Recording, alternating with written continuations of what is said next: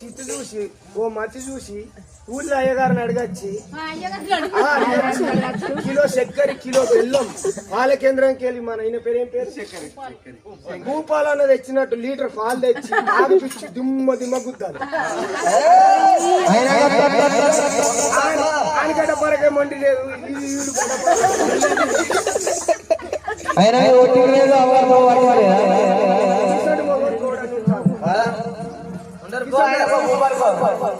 కిసండి మొగన్ కూడా నాకు గుర్తు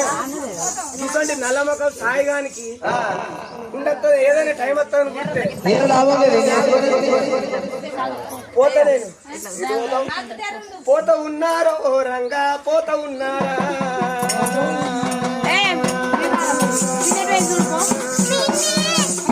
పోత